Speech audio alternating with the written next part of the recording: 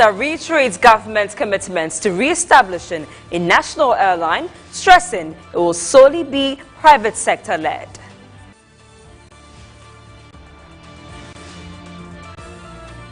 Also coming up, government announces a support package for Ghanaians being evacuated from South Africa following xenophobic attacks targeting foreign African nationals.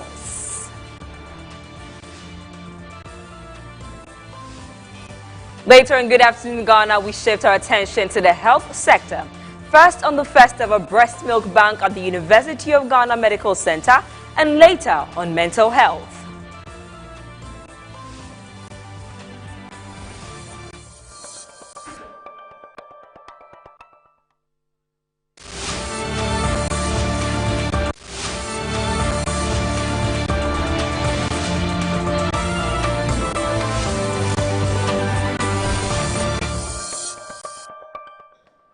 Now, the details. Let's take our top story of the day. A physical training instructor identified as Private Adote with the 6th Infantry Battalions was killed in a blast at Binduri during a simulation exercise by the Ghana Armed Forces. The exercise, dubbed Exercise Storm Shield, aimed at enhancing their preparedness toward the fight against terrorists, ended in a tragedy. My colleague Ibrahim Abodi is on phone for more. Well, we're trying to reach Ibrahim Abodi, who is my reporter, on the ground. Now, the simulation exercise started some about 2 weeks ago, meant to prepare the policemen and security personnel for terrorist attack, just to prepare them for the attack. And unfortunately, there was a blast that ended the lives of some 6 personnel. We'll keep in touch with our reporter on the ground to see what happened, what was the cause of the blast, and what measures are being taken to make sure that it doesn't happen again, and to see what is happening with the family of Private Adote.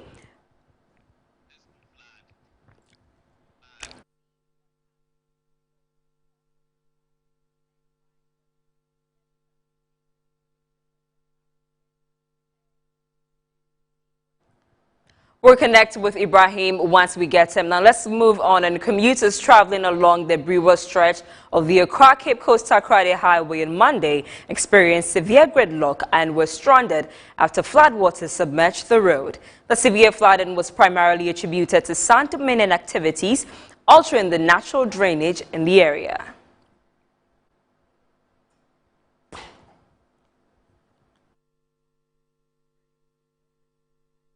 The Central Regional Director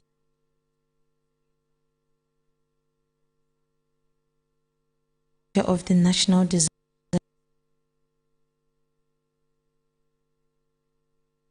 Management Organization, Chrissy Dawood, attributed the severe waterlogging to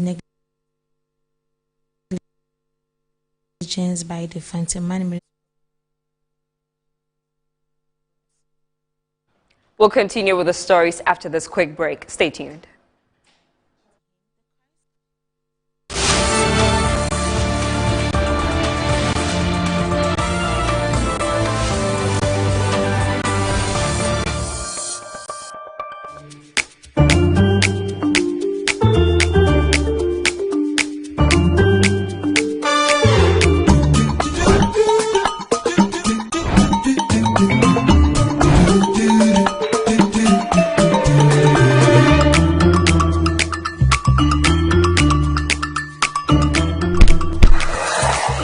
Hey buddy, it's me Azar. Yeah, me now they see. Hey, you don't look fresh. Oh. Hey. We your label today. Me. Wait till you see what's inside me. Azar, freshly made inside and out for greater coverage and colors that last longer and beautify your walls, spaces and places. Azar, no size. Go ahead. Buy now. Azar, #1 from Azar Group since 1921.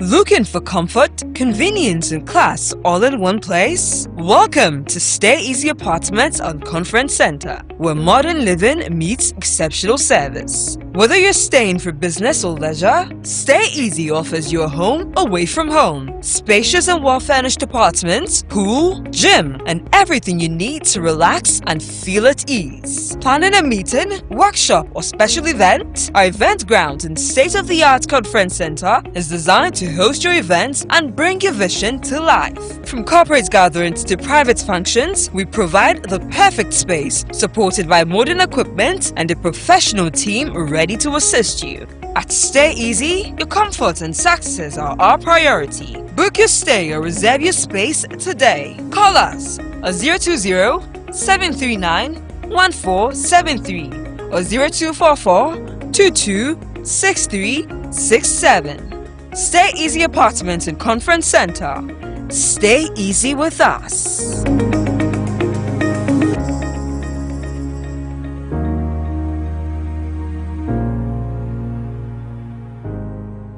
Launching BSc Development Economics at the Ghana Christian University College. Study a job-ready university program, BSc Development Economics at the Ghana Christian University College. Job is ready for graduates who possess degrees and certificates in BSc Development Economics, professional certificate in theoeconomy, certificate in theoeconomy with business.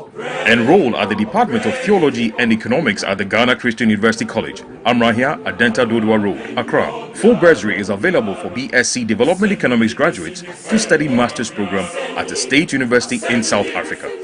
Enroll now. Take advantage of this opportunity to join elite professionals in economics. Call 0557-351-090 or 0575-633-307 or 030-296-0542. WhatsApp us on 0557-351-090 or you can get in touch online on www.theoeconomy.edu.gh. Powered by the Center for Theology and Economics, CTEC.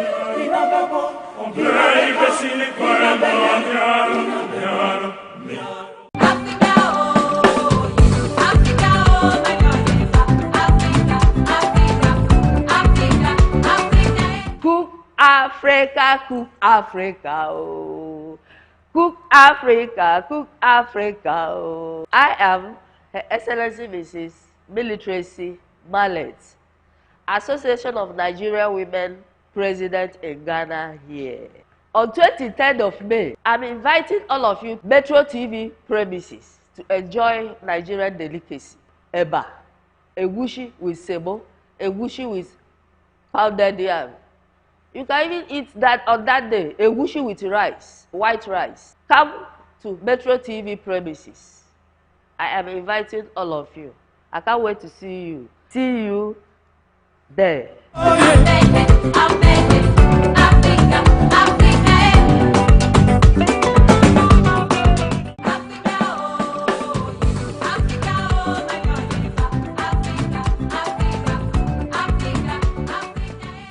Hello, Cook Africa. My name is Mohamed Lamin Diallo. I come from Guinea. I am one of the Guinean community leaders and the president of GMD in Ghana. And today I am inviting all of you to come to Metro TV to see what Guineans are going to cook. We have what we call mango stew. Mango stew is only found in Guinea. And come and see how we're gonna do it. We have our cooker, Mama Yu, the best cook in Africa. He's going to represent Guinea community that day. And it's going to be on the 23rd May at Metro TV premises around 9 a.m. You are warmly invited to come to Metro TV that day to support us and support the event. La Guinée yama no invité fene, kotobabi, nima, kaswa, mamubi, obri ngamini, kumasi, bring nafa, wafa, umafa la Guinée culture masin Afrique be, uma masin Afrique be, umfata na badi. La Guinée monde sauce ana la Guinée kansane, mara hule ni la fala na fani na toma la Guinée nantu. Donc nous bring invité fene la Guinée communauté bring garakui, uramini, uma masin, umfata na sinin fitwi. Wassalam.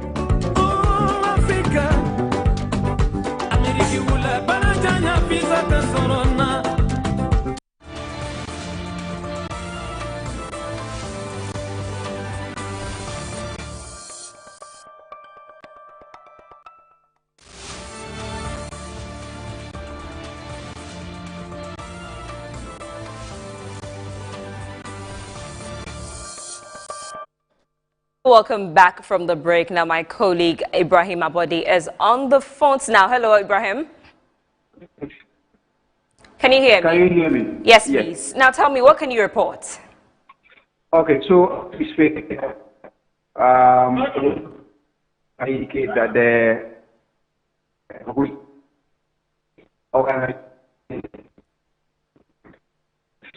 come to an end successfully.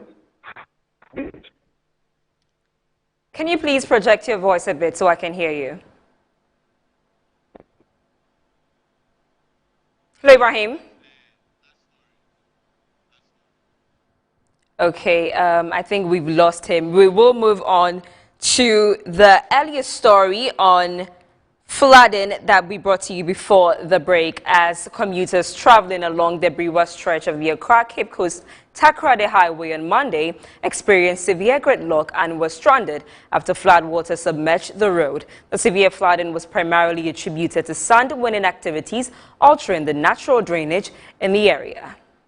The Central Regional Director of the National Disaster Management Organization, Chrissy Dawood, attributed the severe waterlogging to negligence by the Fanteman Municipal Assembly. According to him, the crisis was triggered by some individuals who allegedly filled in a known waterlogged area, disrupting the national drainage system and causing the highway to flood. Emphasizing the widespread scale of the disruption, the blockade has left hundreds of travelers stranded, sparking fear of significant economic losses due to the halted transits of goods and passengers. NADMO team are actively managing the immediate crisis, patronizing safe evacuation of individuals and their vehicles from the flooded zones. The organization is also assessing the structural damage to the road and coordinating efforts to restore normal traffic flow on the critical artery. Illegal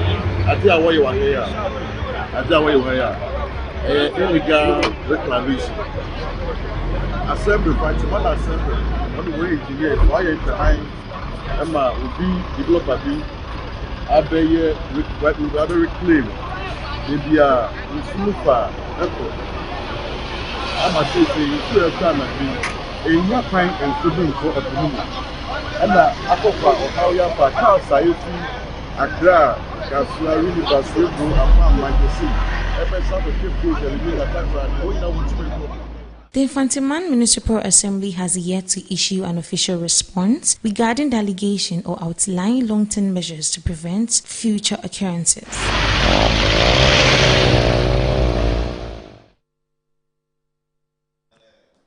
Now, moving on May 12, 2026, fire gutted parts of Nima Market, destroying goods running into millions of cities. A week later, we return to the market to speak with traders that have been affected by the inferno. We are here to speak to the victims on how their daily lives has been so far since the fire outbreak. Let's listen to them. Yesterday was some people come here, but I don't know others it's a community or others say so maybe. But that the media, I know they are go pray well before I will come the people left here. So I didn't know anything about from other is a government or other is a computer. So they be Obiam yeah, de kakra na ewie Obiam Boame. Abambia Mboye wa. Tomu di gongo beba na ya sisa bola no mo amfamba yana.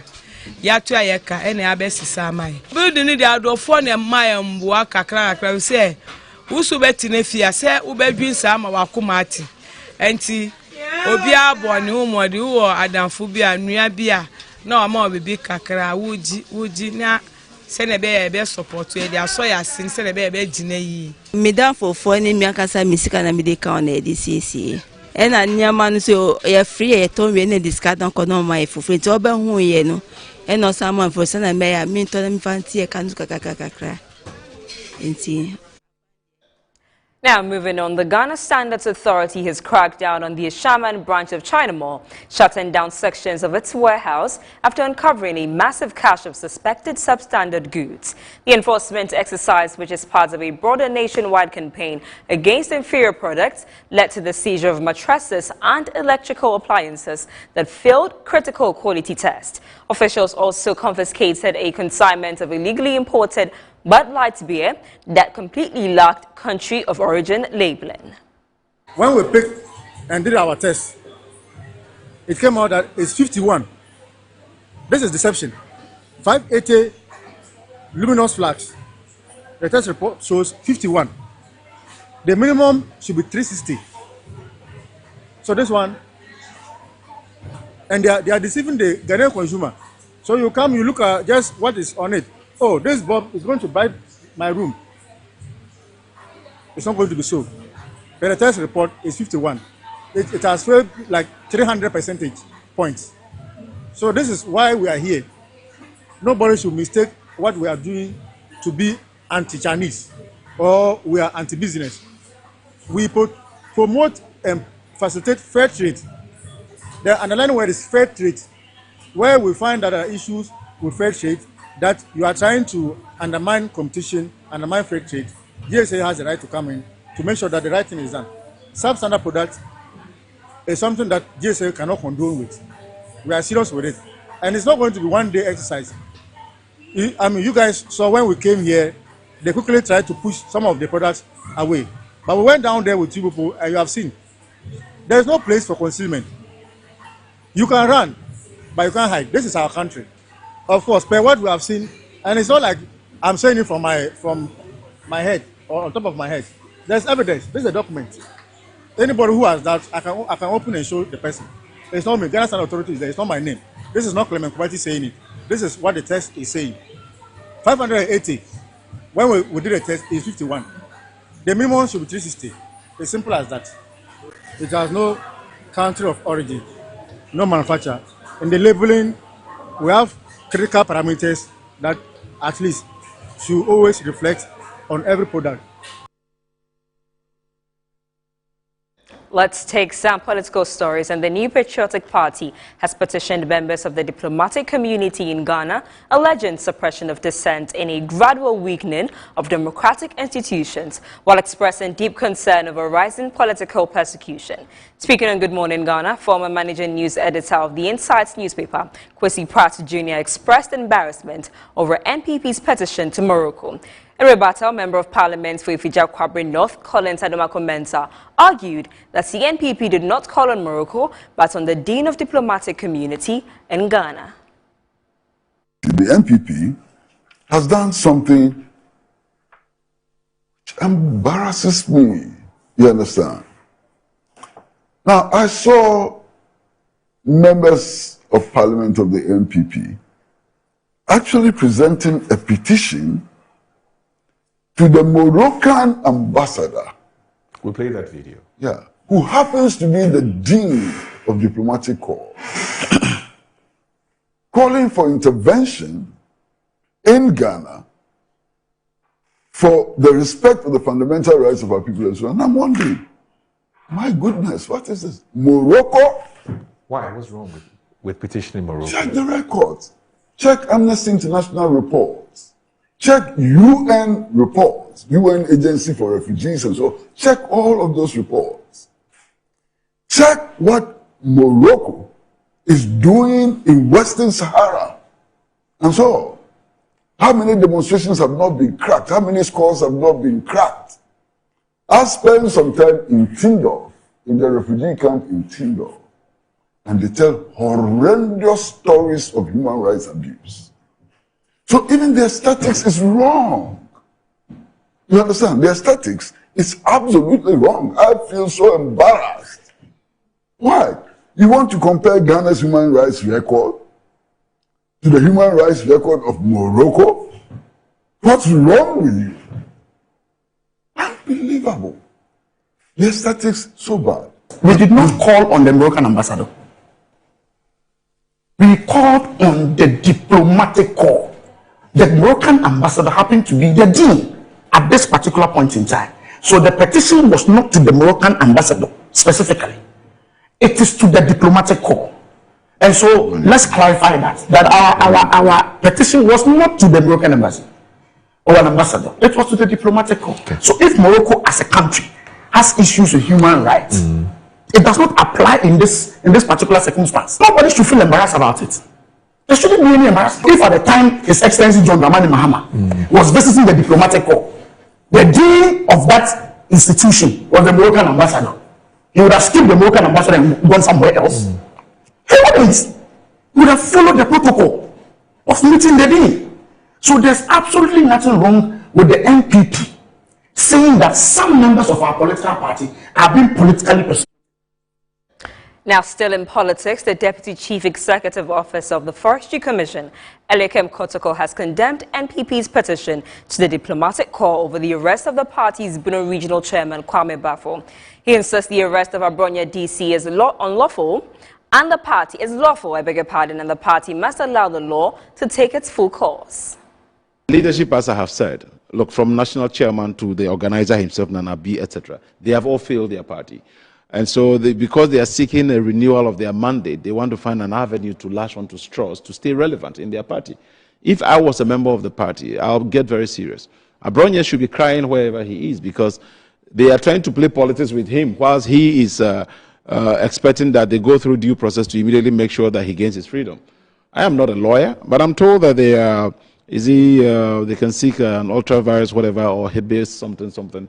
They know what to do, but before they want to play politics with it, they should keep it up. It's one of their own who is behind. To speak today, the most recent Global Media Freedom Index that came out showed that Ghana is doing very well as we speak. You can never dent President Mahama and the NDC regime with culture of silence, gagging or suppression or violation of human rights, etc.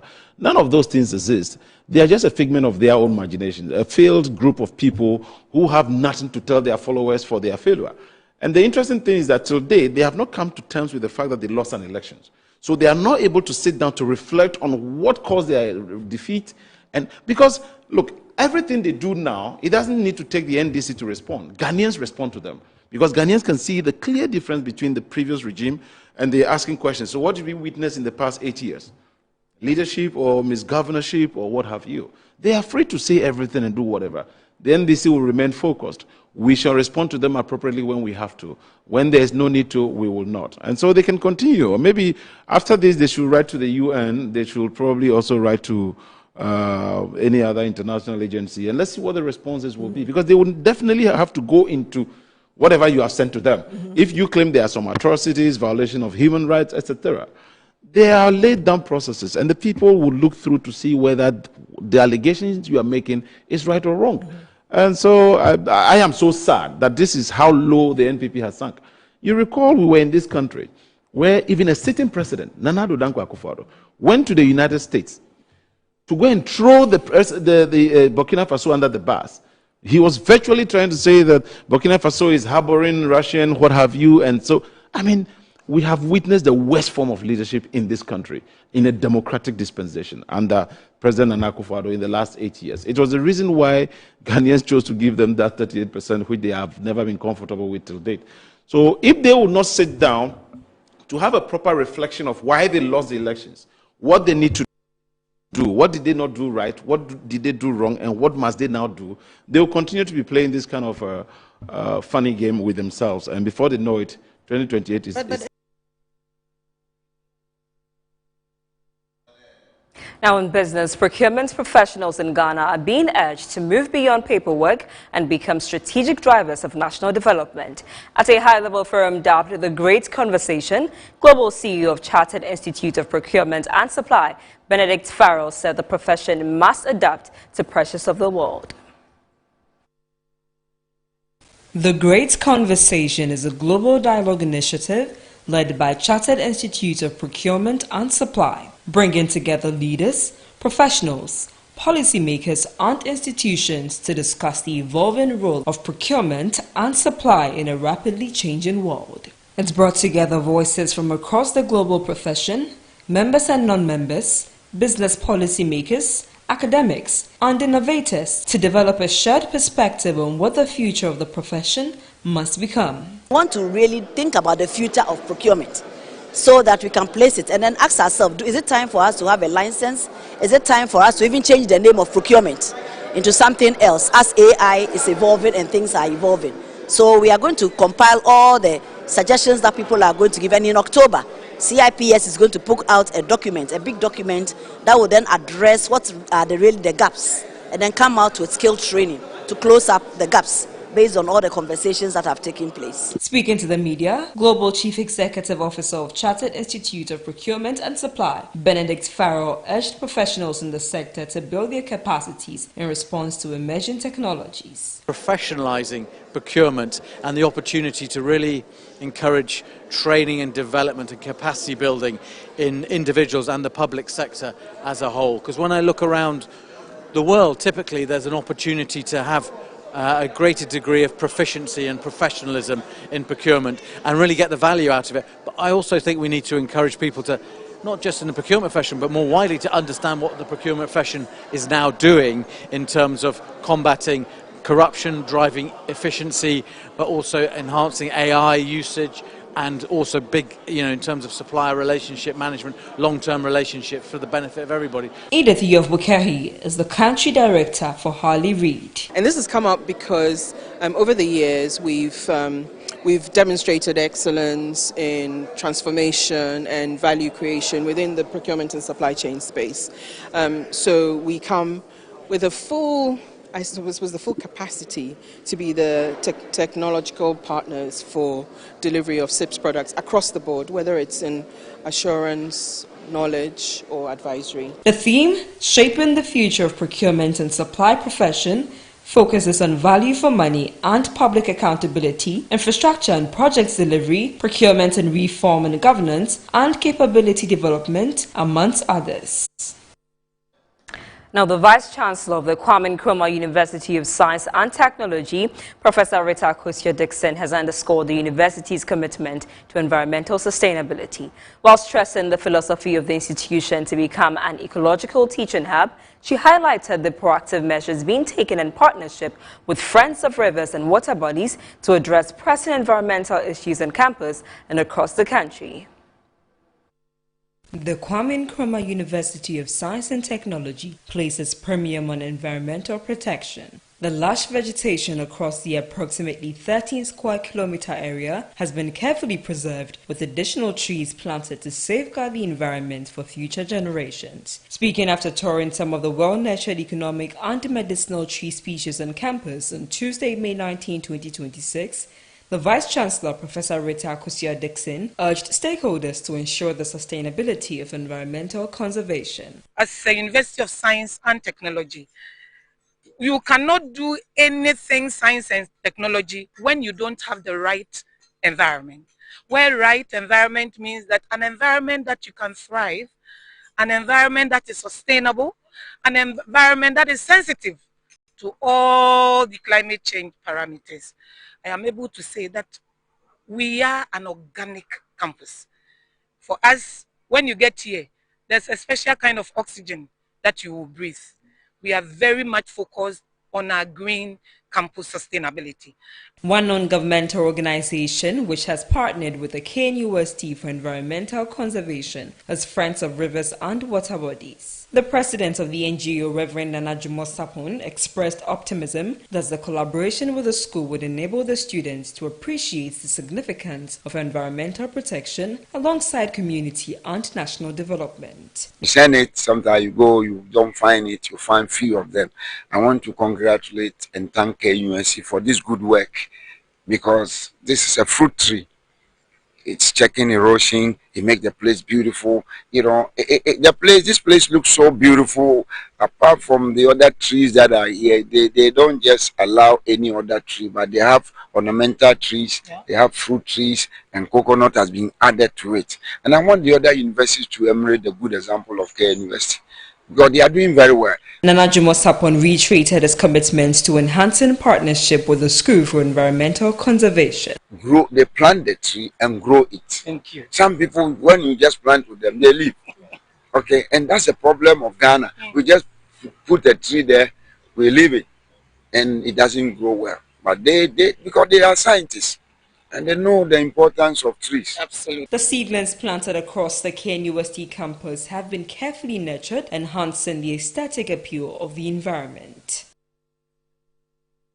Well, that's it for the news updates. My name is Natasha Jamra. Desmond Okoye-Kudans was back, and he continues with Good Afternoon Ghana after this break.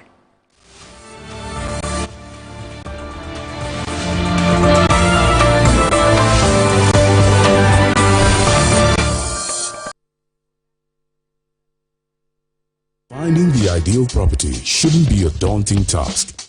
At MNC Properties, we believe everyone deserves a place to call home. That's why we specialize in providing affordable housing options under our flagship project, Fresh Property Joy. Specifically designed for low and medium income earners. Our range of customizable homes includes 2 and 3 bedroom standard and executive options, all meticulously crafted using innovative interlocking brick technology. We understand the importance of simplicity and convenience in the acquisition process.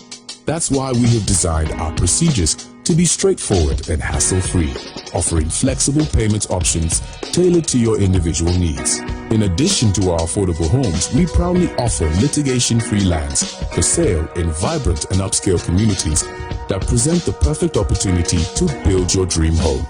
We are committed to making affordable housing a reality, providing you with the joy of owning a home that meets your budgets and aspirations. Whether you're looking to buy, rent, or invest, we've got you covered. Our service team is ready to assist you on 030-255-1917. MNC Properties. Mommy, good morning. Good morning, my son. How are you? I'm fine, thank you, Mom. How about you? I'm fine. Joe, I just saw your mom doing her usual morning routine. Like, it was just 2 weeks she underwent a major colon surgery. Bro, see, my mom is doing perfectly fine, and we're all excited about it. It was minimally invasive surgery, and the recovery has been very fast. Minimally? Hey! No, wait. What do you mean by that? So they offered my mom a laparoscopic colon surgery. Laparoscopic colon surgery, which we accepted. It turned out it was equally safe with a very fast recovery time, and the cost involved too was very, very reasonable. She was discharged 3 days after the surgery, and you can see her, she's on her feet again. 3 days? Just 3 days, bro. Mean Tuber Hospital, first Ghana colorectal center, aimed to serve a peculiar health need.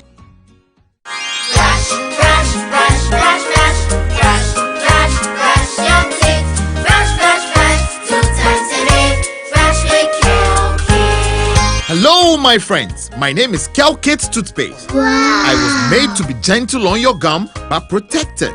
I will protect your teeth from cavity, make your teeth whiter, stronger, keep your mouth fresh all day. And best of all, I'm strawberry flavored. So put on a smile and try me. That's amazing. Just try me. That's my job. If you say so, jump on my brush. Makes your teeth stronger, chicky whiter, chicky stronger. Yay! You did it! I'm glad you like your new toothpaste. Don't forget to brush both day and night. Calkits. Happy smile.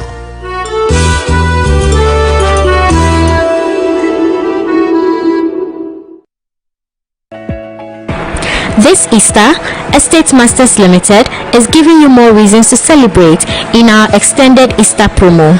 Secure your dream land at Nest Cottage, Tripoli with a massive 15% discount. Or choose Palm Hills, Gomwa Pamfukurum, also at 15% discount. And for lovers of the coast, Coastal Park, Mingo Prampram awaits you at 10% discount. Plus, enjoy free site visits and free documentation because we make land ownership simple.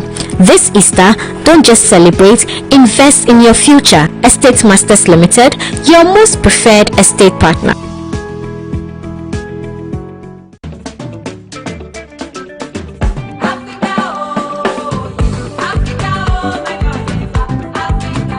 Hello, my name is Christelle Diane. I'm a Cameroonian living in Ghana. So I invite all Cameroonians living in Ghana and all Africans to come to Cook Africa on the 23rd May at 9 a.m. from at Metro TV. There we will present our delicious food, which is ndolé and plantain or bobolo. Donc j'invite tous les Camerounais basés ici au Ghana et tous les Africains de venir à Cook Africa le 23 mai à 9h plus précise pour déguster à nos plats, nos délicieux plats venant du Cameroun.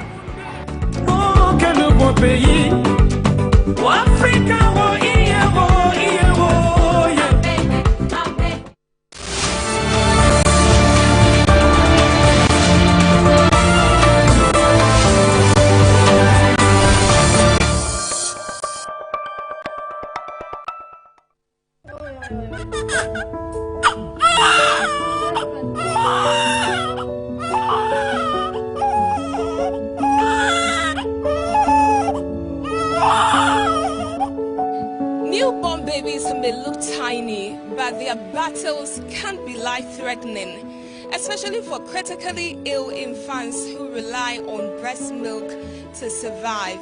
Here at the University of Ghana Medical Center, the country's first and only human breast milk bank is changing the story by giving fragile babies a fighting chance through donated and screened breast milk. Breast milk is widely considered the most complete form of nutrition for newborn babies, rich in essential nutrients and antibodies.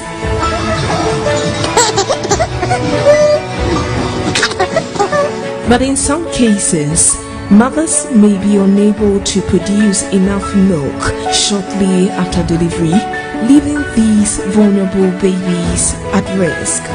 To address this challenge, the University of Ghana Medical Center established a human milk bank in June 2025.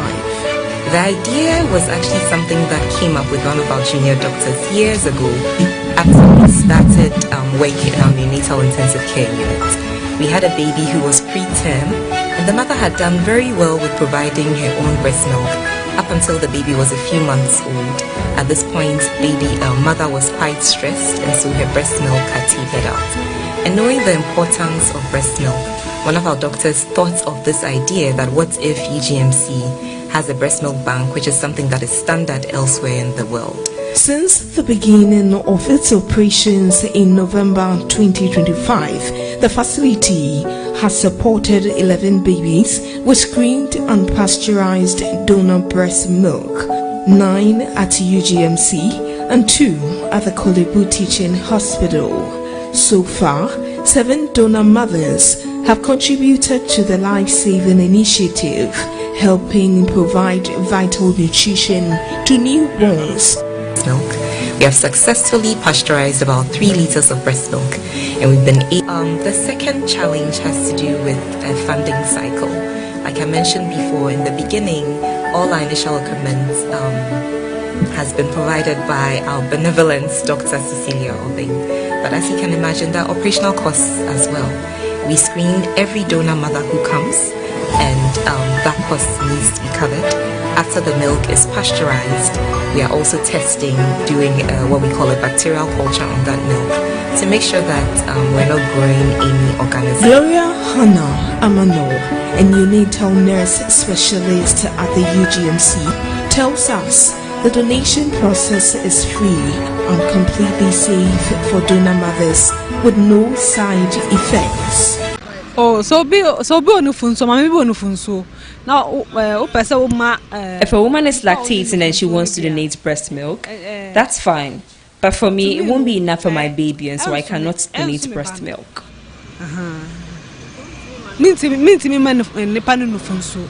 I don't see anything wrong with it, but I think the education should be more on it for women in our part of our part of the world.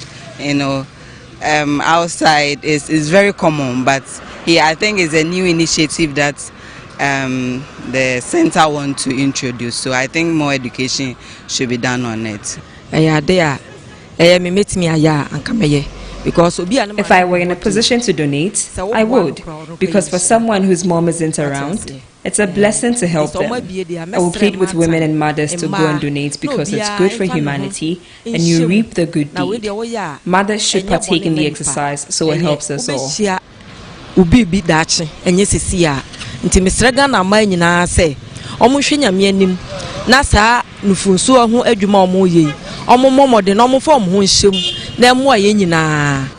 Oh, because I think mothers who give birth and later lose their lives leave their children behind, and they are babies. They can't be eating grown-up food. So donating my breast milk for them will be of a great help for them. Yeah.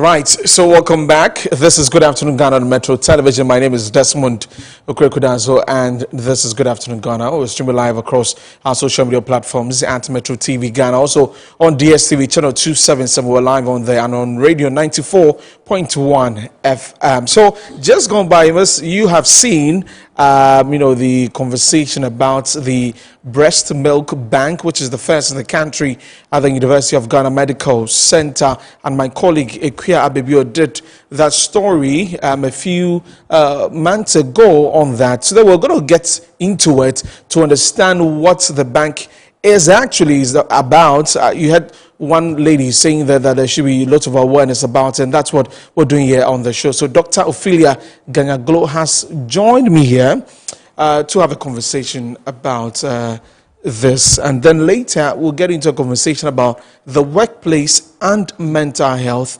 This month is the Mental Health Awareness Month, and so we'll get into a conversation on that. So you can definitely join us on Facebook with your comments and all of that. Right, so let's get into it. Dr. Ganyaglo, welcome to the program. And you are a pediatrist at UGMC. That's okay, correct. well, what do you do? So I'm a pediatrician. Okay. So that means that I take care of babies and children. Oh, simply. right. And so this idea of the breast milk bank, how did it come about? So this was actually an idea that came to one of our junior doctors a few years ago. This was when we were struggling taking care of a baby in our NICU soon after the UGMC started operations. Okay. So this baby was born very preterm, and at the point when we were on full feeds for the baby, unfortunately the mother had been traveling long distances to come to the hospital, and so her own breast milk had run out. And so then she was in a position where she could not provide adequate milk for the baby. So the idea came to one of our doctors at that time that, what if we had a breast milk bank or a human milk bank so that women would donate their milk, would pasteurize the milk and make the milk safe for our NICU babies. Unfortunately, at that time, it wasn't, the hospital had other priorities. So It wasn't an idea that was pursued at that time.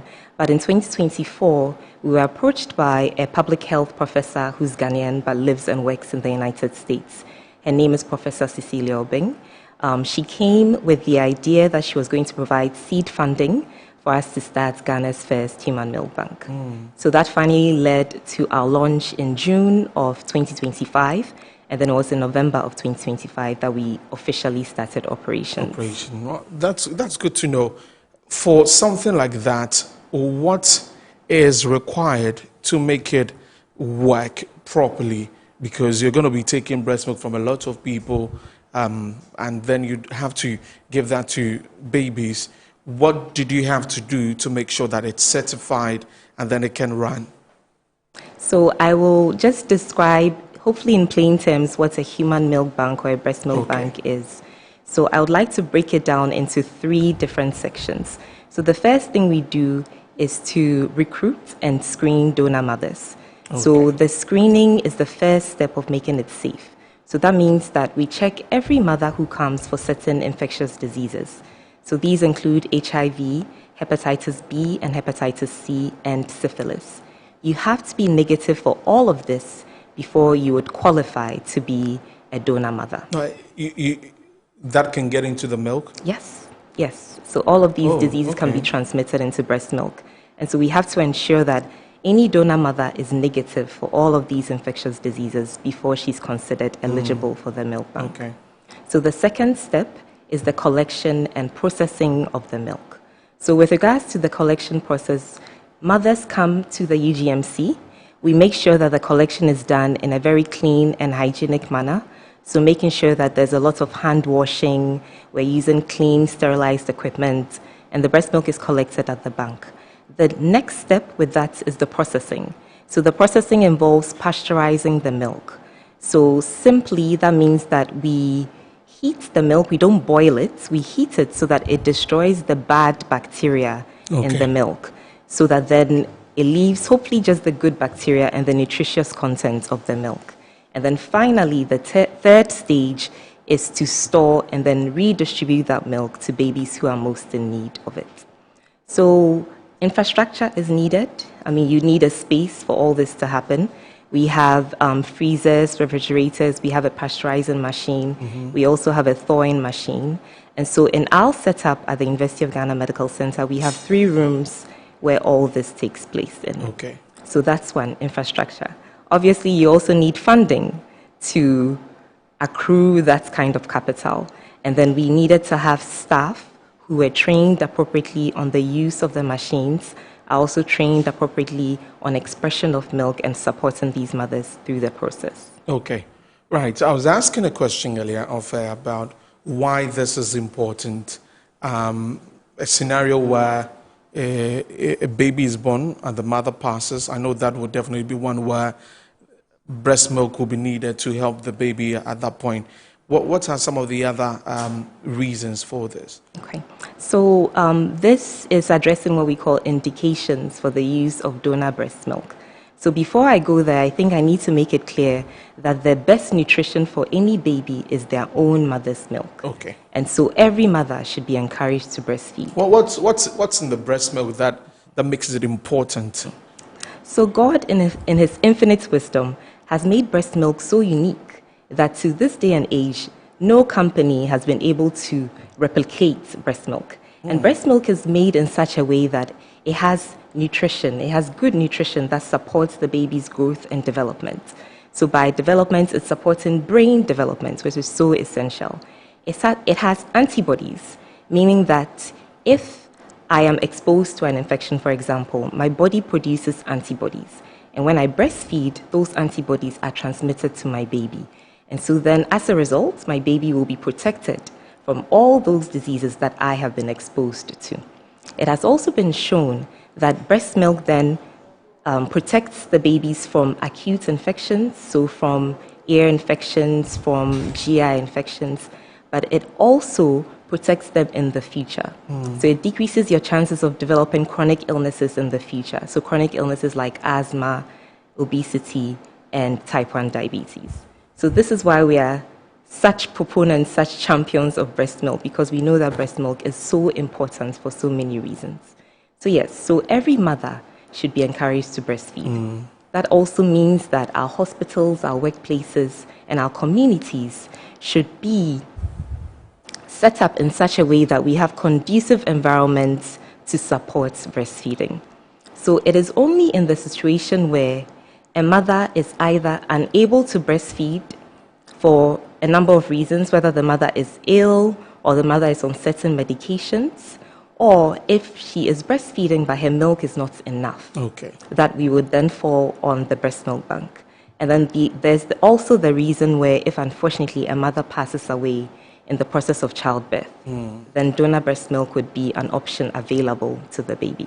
Right, just as you said, God in his own wisdom did this for babies. So for all the nutritional value in there, for the men, we can't get to that. That's just right. No way. So you've given us a thorough explanation on all of this. Now let's get back to the bank. So after that's in November when it was operationalized, how has it been so far? Is there data showing how many women have come in so far? So I'll say that after the launch, we generated a lot of interest. Okay. So we did have women calling in who were eager to come to donate. But as you can imagine, we needed to make sure that the place was well set up. We needed to go through some training simulations with the machines.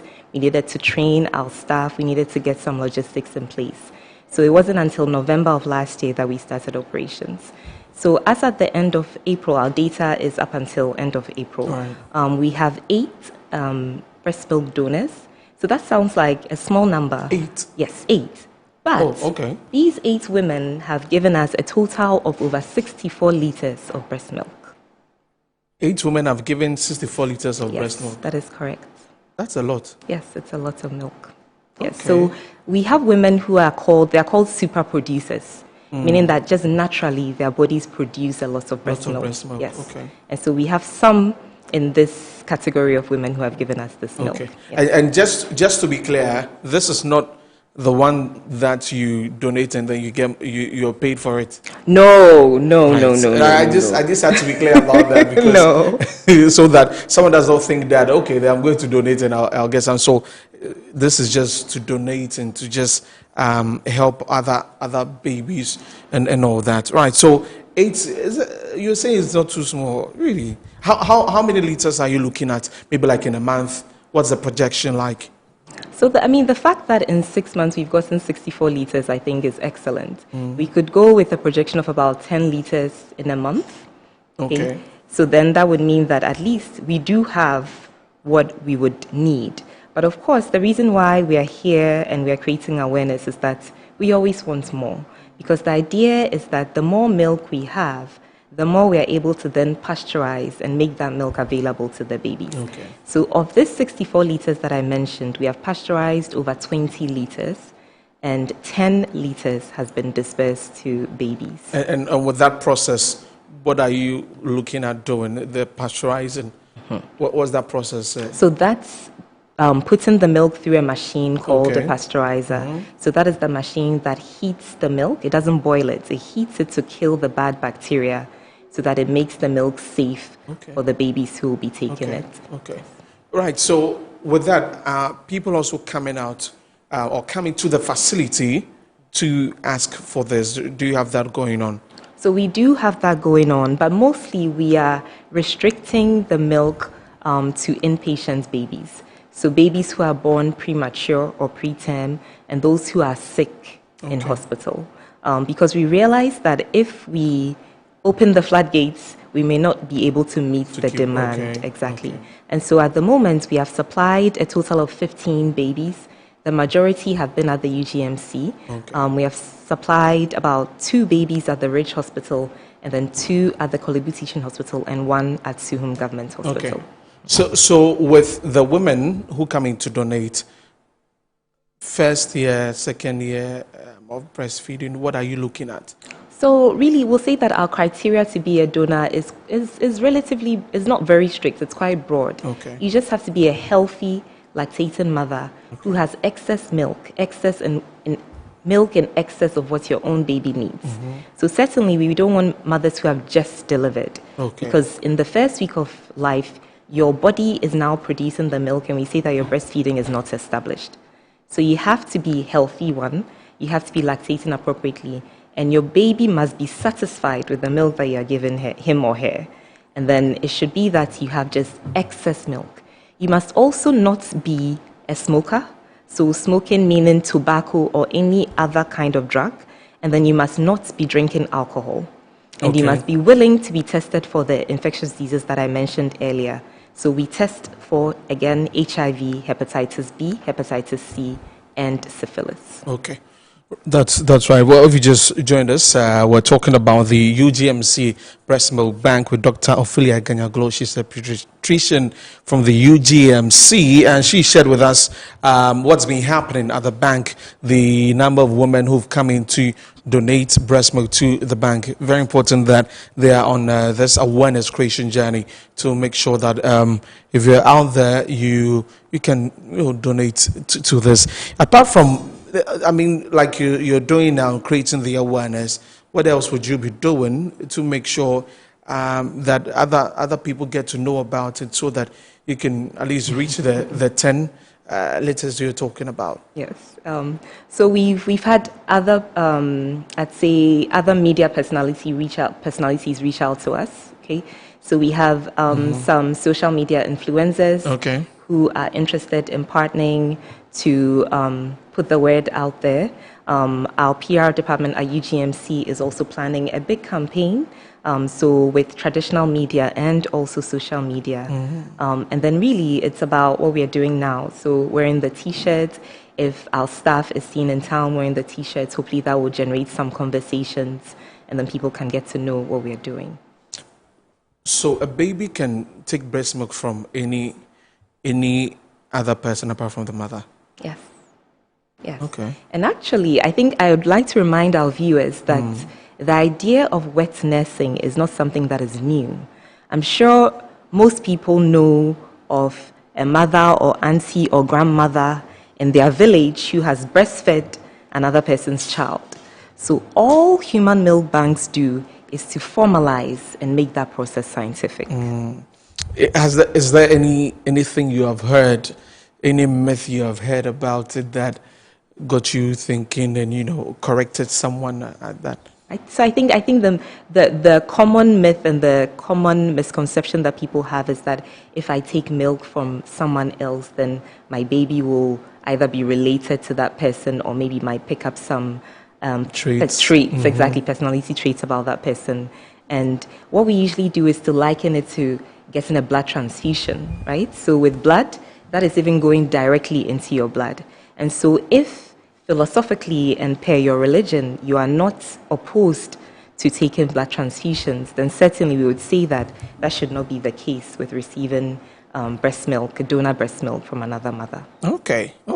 So the phone line is open, right? So you can call in and share your thoughts with us. If you've got any question for Dr. Ganyaglo here, you could definitely call in and share with us here on the show as we talk about the UGMC breast milk bank 0245834980. You have any question for Dr. Ganyaglo about the breast milk bank? I remember when the news came out and we put it out there, a lot of people, do you read some of the things that people say about some of these things, So I laugh because my staff knows that I am so anti-social media. Okay. So you'd have to let me know. You really are in there. I mean, again, it will boil down to the bit about the traditional misconception, the myth, as you just mentioned, that it will feel weird for me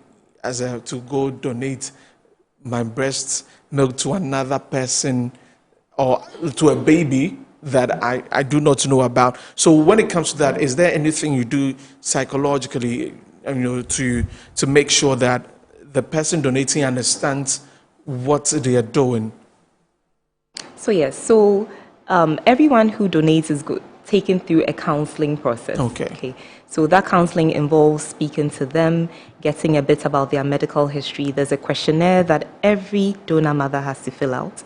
So that includes getting a little bit about their medical history, also looking at any risk-taking behavior that would be contraindicated to them donating.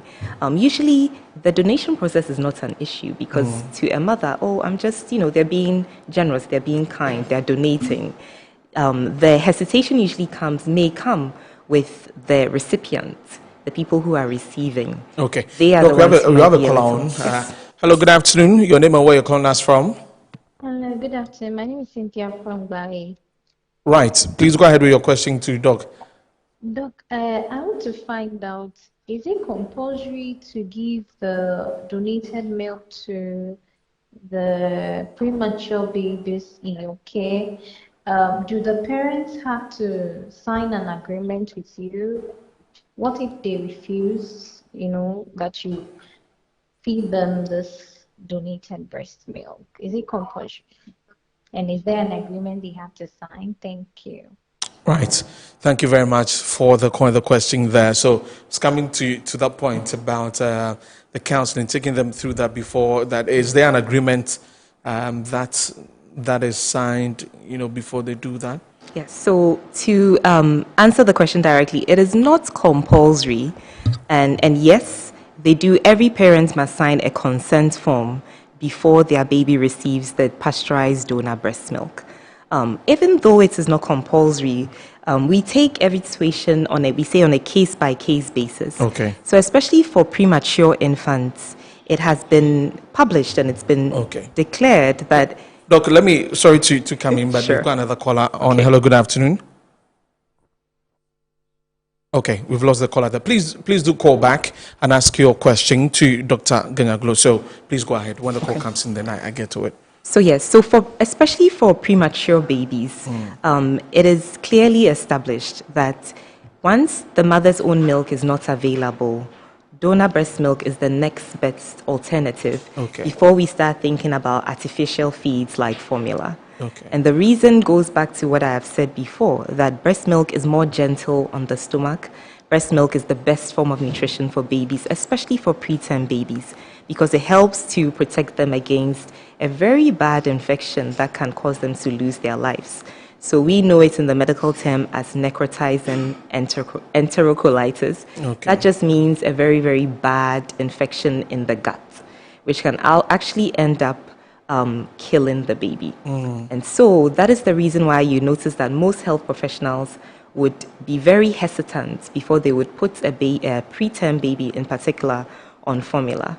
But if it was a situation where the parents refused, then certainly we would have a discussion and the parents should clearly understand the risks involved before we would give formula. And that whole process, how long does it take from the mother, a mother donating and to the baby taking it? How long does that process take?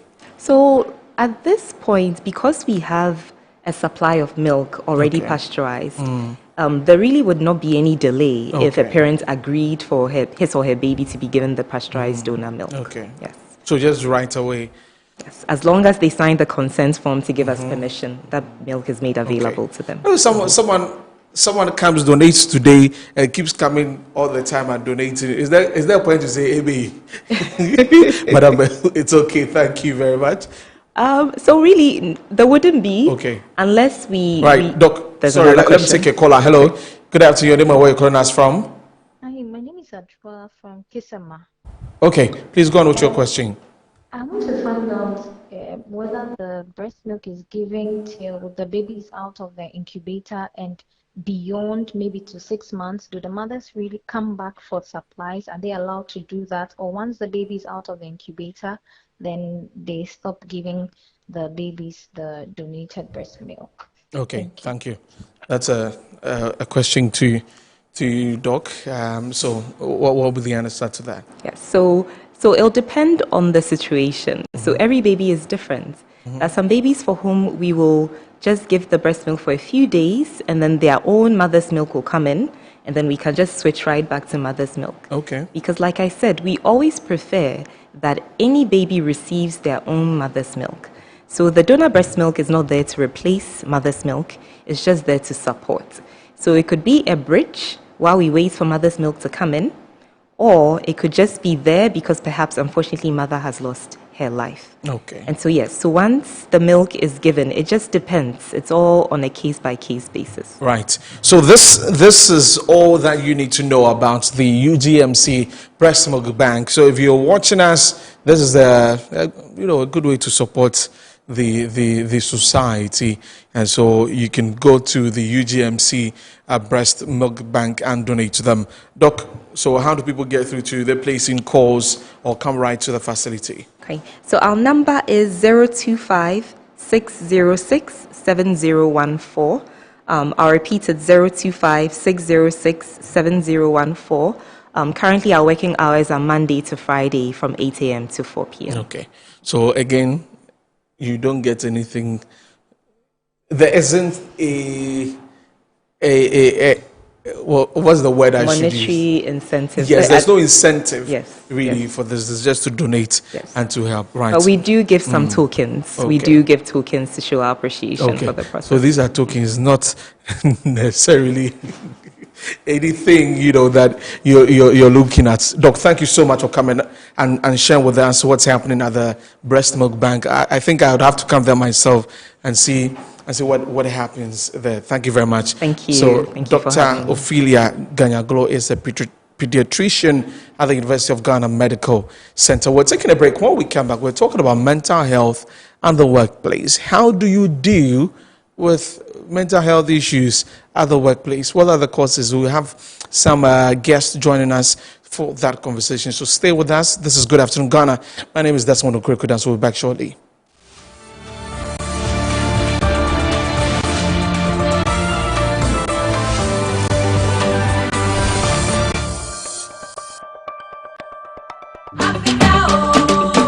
The most wanted, most desired, and the most anticipated event is here. over 20 African embassies, over 20 different African dishes, one host. The whole Africa converging at Metro TV for Cook Africa as part of activities marking the celebration of AU Day. On the theme, Healthy Bite, Brighter Africa, Cooking for Wellness. Come taste best African cuisines on Saturday, 23rd May 2026, 9 a.m. prompt at Metro TV premises, Northridge. This event is a Metro TV initiative supported by Metro Digital, Original TV and Original FM. For sponsorship and partnerships, call 054-028-1537. Cook Africa 2026, Healthy Bite, Brighter Africa, Cooking for Wellness.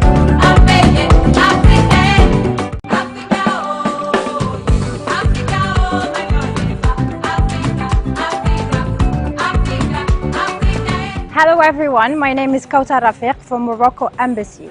I am inviting all of the Moroccan community as well as all Africans to celebrate Cook Africa at Metro TV the 23rd of May, 9 a.m. as part of the AU Day celebrations. Morocco will be serving one of its most famous dishes, steamed lamb. Can't wait for you to try it and can't wait to meet all of you.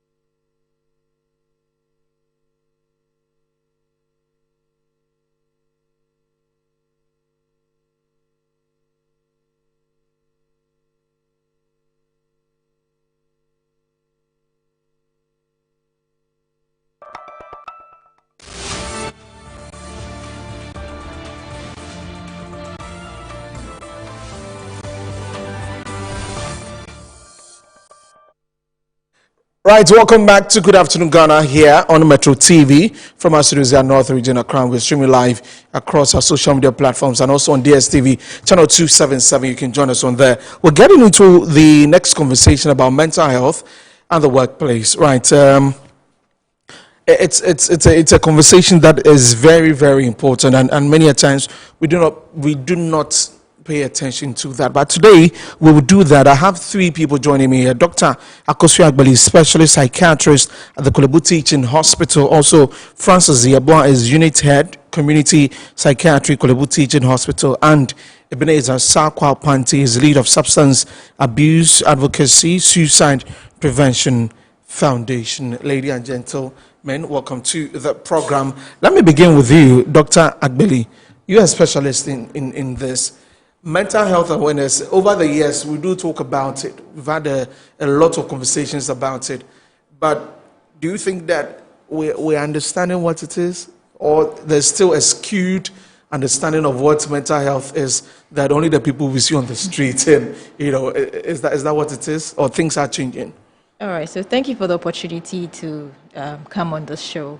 Yes. So, there is room for improvement, but the narrative is changing. If you look at least the past 5 years, there's been a lot of public education trying to engage with institutions, so not even just people that come to the hospital, but institutions as well. So the narrative is changing. Of course, there's still room for improvement. Yeah. Okay, that's a fair point to make there. Francis, yours is community based, and that is where I'm coming to, because people go to work, people live in the communities, and in fact, the stress alone of work is one that is ignored a lot, because we talk about people leaving home very early, having to endure the traffic, get to work, are expected to deliver, and then when they close, the same stress of trying to find a bus to get home, and it continues over a period, and then other things do come into the mix. Why do we need to pay attention to our mental health at the workplaces? Okay, so greetings to all those that are watching us from home and my people at Kolebu Teaching Hospital. Yeah, so, you know, in the previous times, people were just working. They are just working. They will wake up in the morning, they will go to work and come back. So that cycle has been ongoing. But now people are getting to know that whilst working, you just don't work for the productivity, but rather you need to take care of yourself very well. People wake up in the morning and comes to work and go back at the same, go back. And a lot of people that's experienced burnout, stress, and other stuffs. Previously, people were thinking of people that had mental health issues are those that are walking on the streets naked. But now, people have gotten to understand that even those that are working, those that are looking good, they can also suffer mental illness if they don't take their mental health very, seriously. Right. If they don't really check their stress level, if they don't check their burnout and other things, it can really affect them. So from community perspective, education has been ongoing where people have been brought to the light to know that irrespective of you being productive at work, if you don't take care of yourself, manage your stress level, it can have a challenge when it comes to your mental health. Okay. And with that, a lot of people are now paying attention to it. Comparatively, it wasn't like first, but now comparatively, we can say we are getting there. Okay. We are getting there gradually. Right. I have a question for Dr. Agbeli. I'll come back to it, but you have been doing your awareness more on suicide, right? And tell us the connection in your work, what you have found, the connection between mental health, illnesses, and the workplace, and how it later culminates into suicide.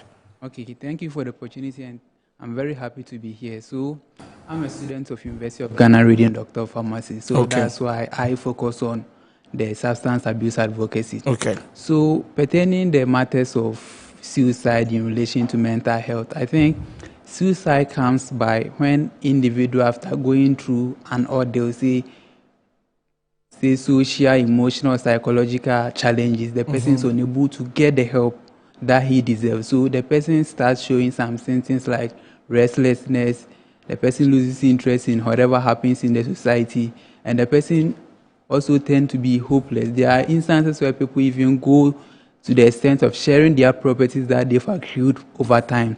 So mental health do normally correlate with suicide in the sense that I think our system or our body is in a way that our mental health control most of our activities that we do. So instances where individuals are being overwhelmed of the life that they are going through, people who are owing banks and stuff are being pushed to the wall. That's when proper measures are not taking place.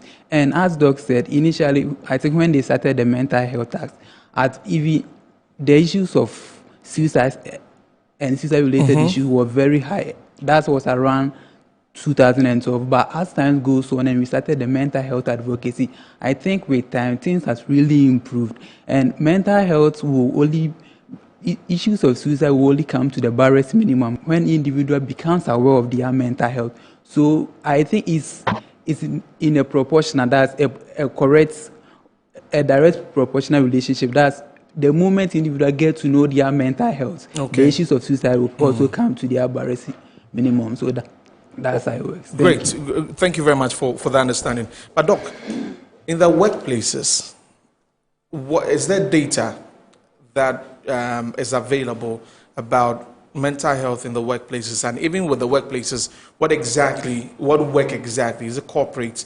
Is it, people doing their own businesses? What sort of data is there to look at this? All right, so I don't have the clear data to be able to maybe share, with your but there is data that shows about the correlation between mental health and the workplace. Right. It's not limited to a particular kind of work.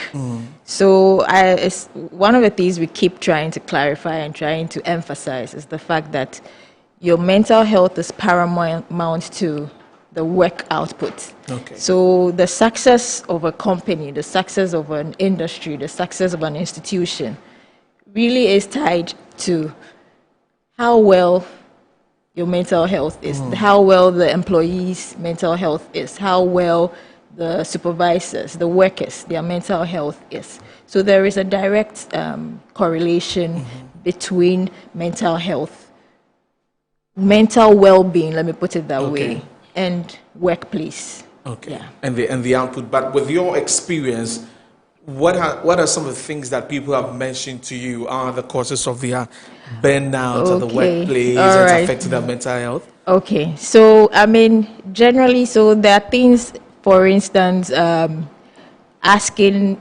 unrealistic deadlines. So I've given you a project expecting that something that maybe we expect that generally should be able to be completed in a week.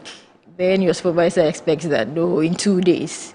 That's definitely going to bring in a lot of stress and a lot of pressure.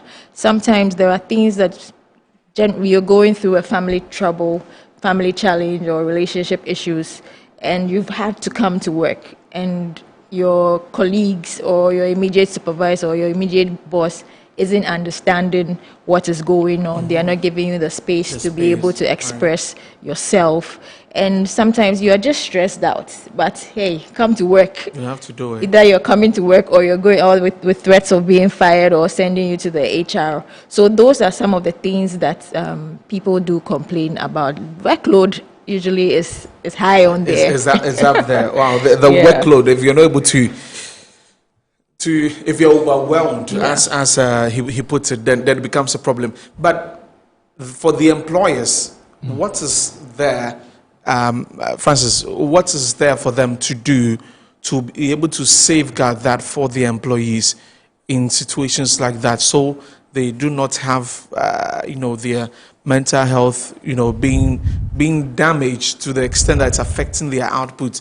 And are they even aware of it, that it's not that the person is being lazy or the person is not trying to do the work, but it's because of a burnout, it's because of issues, with the person's mental health? Yes, so I think all employers must put in certain protocols for, recruiting their staff. And in recruiting their staff, they should also put in or consider, proper mental health assessment for them. We are all individuals with different specialties and different areas that we can work. When it comes to the mental health fraternity, after a specialist assess a client, she or she will best tell you where the client can best fix, whether the role you want to even to give to the employee, whether it best suits considering his mental state or even physical state. So I think that if employers are recruiting new staff or not even recruiting new staff, they should just put in proper mental health intervention in place. Maybe once in a month or maybe twice annually, they can organize proper mental health education, let the workers get to know what they have to do. Even some of them also doesn't even know when they're experiencing burnout. They take it for anything else. And if proper mental health education or awareness creation is ongoing in a particular company or facility, the employees will get to know, and I'm sure it will reduce the number of cases that it has been happening. Because these employees that we have, they are the same people that goes home. Some of them are having their multitask, some are having married, others are having other kind of lifestyle. Sometimes if things doesn't go well, it affects all other levels of their life. Right. And that one, in the long run, may even decrease productivity. So I think employers needs to put in appropriate or proper mental health interventions so that it will reduce the cases that we are having currently.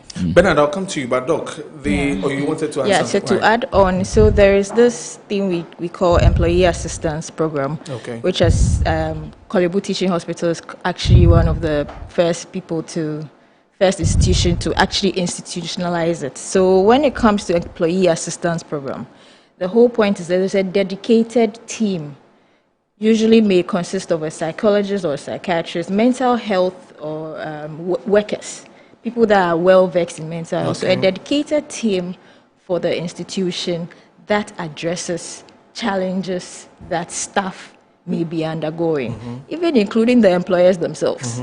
So that's something that we are advocating and encouraging most companies or institutions to adopt. It's been proven to be helpful. It's an environment where safe space. So I know that if I come and tell you my challenges, you're not going to share this with other people. I know that I'll receive the help that I need, and then the appropriate referral systems are put in place. How does an employee know that he or she is burned out?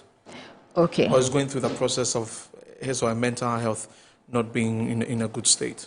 All right. So burnout is basically you are exhausted. So physically, emotionally, mentally exhausted from either related to work, either related to other things. But in terms of the workplace, that is what burnout is. So you are sort of you are doing things basically on autopilot. So you're given a task, you're struggling, you're doing the barest minimum because you are exhausted.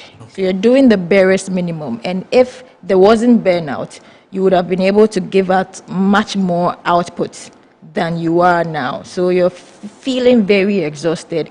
A lot of things that maybe in the past you could be able to do. It's not a difficult now. It's like as if it's a chore. It's a bigger task because you're having to use in much more energy. You're having to use in a lot more mental effort to be able to do these little things. So once you begin to recognize these things, it's a sign that there is burnout. And we don't want you to get there even in the first place.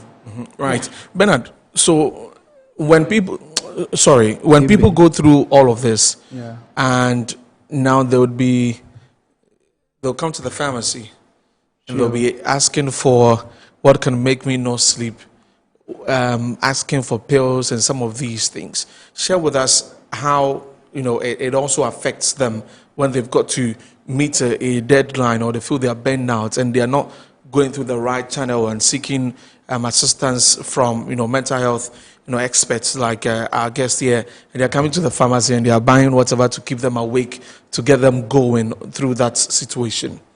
Okay, thank you. So one thing about mental health disorder is, I think, job insecurity. That's the fear that someone might end up losing his job is one thing that push people to the wall. And also there are some people who works under toxic leaders. As a suicide advocate, one thing I've got to know is, I think it's okay at times not to be okay. What I normally do is when a patient or a client come that maybe they need a medication for something, maybe they have a certain deadline they need to meet, their boss is pressuring them in the way. First of all, I think you need to sit the person down and counseling the person. Even the health minister recently said, he said, right now the primary health care that they are preaching, the first course that we are looking at is prevention. And quote unquote, it seems we don't have the remuneration enough to buy all these antipsychotic medications and stuff.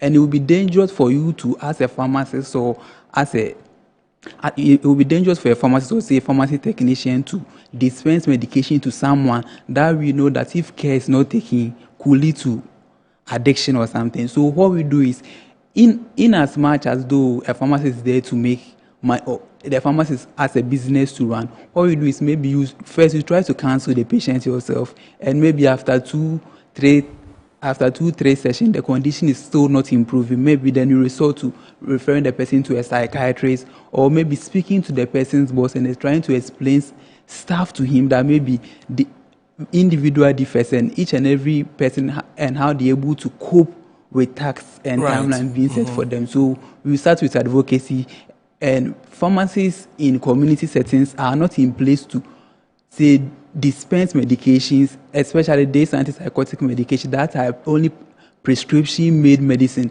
And one thing I've seen about these clients is at times they are in a way, they even try to outsmart the pharmacist. Just 2 days ago, a certain client came that he wants a certain medication that has been banned by FDA.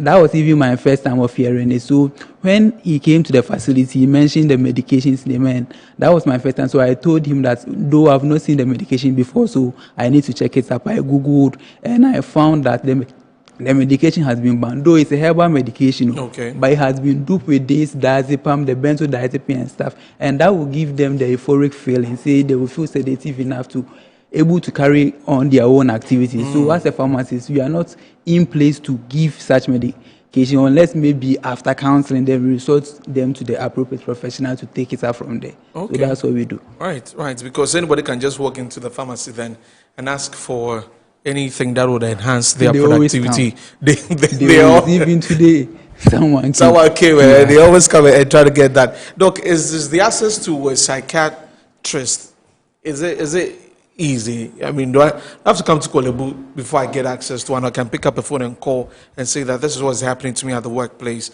Of course, in many institutions, as you mentioned, there is a lack of that assistance for employees to be able to go through that. So how do they do that? Do people reach out to you at Kolebu, or there's a number that you can reach and then you'd be taken through that situation? Okay, so there are contacts that you can call. The governing body is the Mental Health Authority. So there are helplines that one can call. However, there are also the 3 psychiatric hospitals within the country. That's Ankafo, Pantine, as well as Accra Psychiatric Hospital. UGMC have a psychiatrist. Kolebu, we also have a psychiatry unit. UHAS also have a psychiatry department. And then Konfanoche, as well as Tamale Teaching Hospital, have psychiatrists available. The challenge is there are not many psychiatrists across the country. There's that concentration more in the capital cities. However, we also have in every primary facility, primary care facility, there is what we call community psychiatric nurse, who are dedicated to assess and then raise, if it's something that's beyond their capabilities, they raise the matter in terms of maybe refer to a higher facility, or sometimes we actually even liaise with them. Some of them have contacts of psychiatrists, and they discuss the issues, and then they will be guided on what they need to do. If they need the patient needs to really be referred to a higher facility, then that is put in place. Like we have said, again, if EAPs, employee assistance programs, are established, then of course there's going to be a system where employees may have challenges. They go to the EAP, whoever is in charge or whoever is supposed to handle their case. Then there's collaboration, and that's what we are trying to do as mental health practitioners, where there is collaboration between the EAPs of institutions and mental health workers, so that once a situation like that comes up. So then if it's a psychologist that needs to be to attend to this employee or staff, that is put in place. If it is a psychiatrist that needs to attend to the staff, that is put in place. So there's that link between the EAP and then the services that we provide. Right. Francis, at the workplace, people have friends, some have colleagues. How important is it for all of us to understand the situation and help a colleague out, not to trivialize it, not to water it down, but to be able to stand in and say that I know what you're going through, and then we can, help that person before even the person gets home. In fact, when the person also gets home, for either the spouse or the family at home, how do they also help in this whole situation? Close monitoring is very important. Whether you have a friend or the person being a brother or uncle, you just need to monitor the person very well. In psychiatry, there is something we call pre-morbid personality. Before a person may switch gradually, the person might have a personality or a way of life. So at the workplace, sometimes when a person is gradually switching from the way he used to be because of stress or burnout, sometimes you just need to just pay close attention and see if this person is really gradually getting a life that he used not to be. For instance, at the workplace, we know when you are with a group of people for a particular time, you get to know how each and everyone behaves. Yeah. So if you realize that a colleague has started behaving a way that he used not to be, then it should give you a red flag. For instance, the person is very passionate when it comes to a particular interest. Maybe he's interested in doing certain things.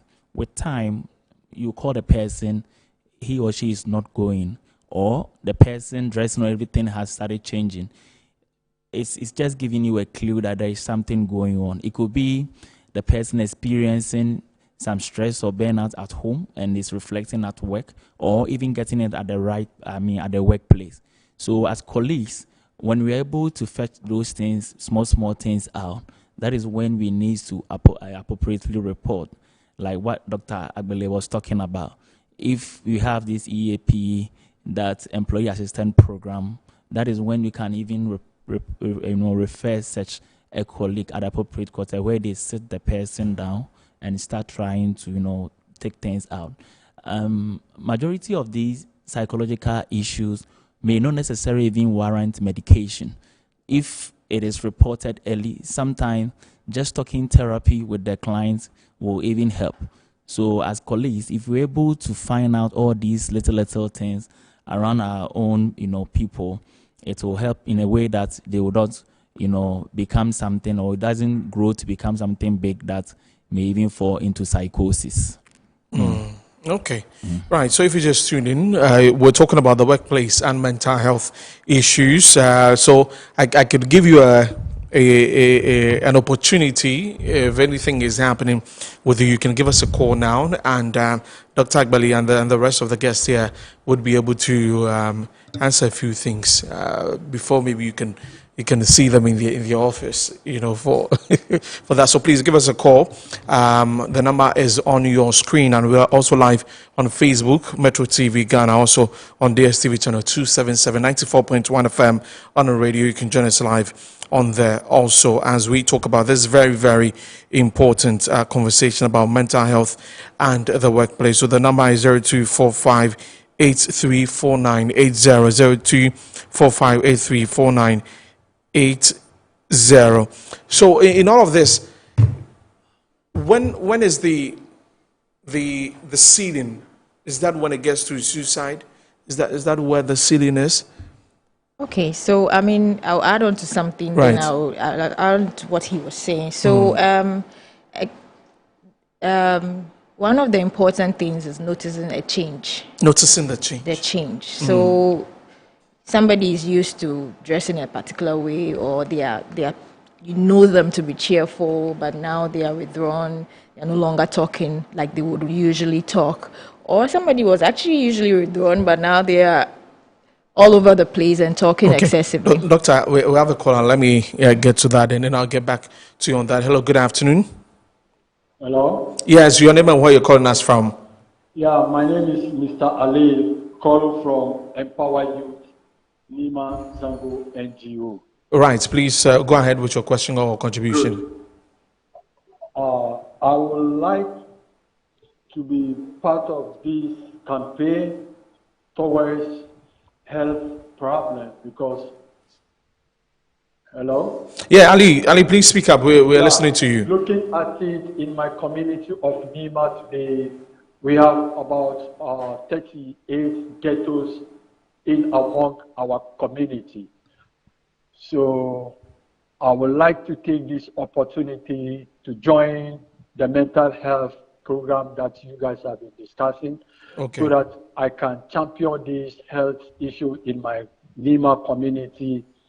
Regarding to that, I would like to also to be championing or becoming the ambassador for health, mental health in my community. Right. If I'm welcome to be part of this. Your program. Ali, then you definitely have to see our guest here from the Kolebu Teaching Hospital, and then there definitely can be a collaboration so that in Nima we'll be able to get through to the young people and even the other folks in the area. Thank you very much for calling. Doc, please go ahead. Please, you can also call and then speak to us. Any questions for our guests in studio? Doc, you're making a point. Please go ahead. Yeah, so as I was saying, once you notice any change, the first and initial approach is to talk to this colleague of yours. I mean, what if with a person, you know, sometimes people get into situations they don't want to talk. You can try, you know, but they don't want to speak. So the thing is the trying. Sometimes we assume that if I come and ask you what the challenges are, you may not want to say it. We have another caller, Doc. Hello, good afternoon. Your name and where you calling us from? Yeah, good afternoon. Yes. Okay, please go ahead. Yeah, this mental health. Sometimes, Doc, it's not so helpful to us because we, the poor people, we find it very difficult to buy the drugs. And that is keeping us away from all these things so that we cannot help even our children or our own brothers when they are mental ill. So I think Doc should explain it. Why is the drugs so expensive? That's all. Thank you. Right. Thank you very much for calling. So we can take a few more calls and then wrap up on the conversation. So, Doc, you make your point, and then I'll remind you about the question, the access to treatment. And, you know, is it expensive? Is it being covered under the NHIS and all of that? Right. Okay, we have another caller on. Hello, good afternoon. Your name and where you're calling us from? Yeah, good afternoon. Please, your name and where you're calling us from? Yeah, my name is Dr. Janet Edu. I'm calling from Oyarifa. All right, please go ahead with your submission. Yeah, I'm just watching the program, and it's just a little contribution. Okay, please go ahead. Yeah, for fear of being maybe tagged and also stigma at the workplaces, I believe that is why a lot of people are not able to come out. But if, like you are doing now, the advocacy is going on very, very well, and people are aware, that fear will be taken off from the workers. And also, if the workers themselves, if they can go to institutions and do a lot of or more of these education, the members or the employees will be aware, and they will not be afraid to come out, because once the awareness is there and the person or whoever is involved accepts that I have this challenge and reports, then help will be given. So the earlier the person reports, the better. Right. And so the workers too should be, they are, should I say, how do we call it? Should be their brother's keeper.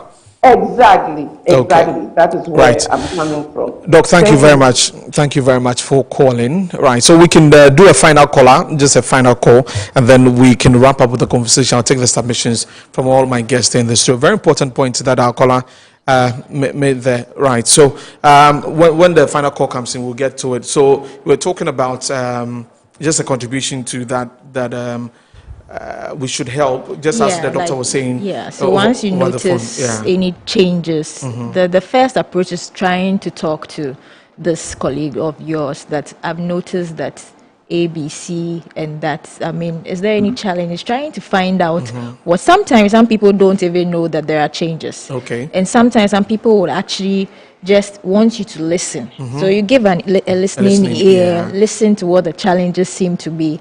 Whatever help you can provide, you provide. If it means that something that maybe now, let's see if we could talk to our superiors about it. You do that. So, Doc, why is the treatment like this? Because it's like, as the caller said, the drugs are expensive. So I wouldn't say our drugs are that expensive. Okay.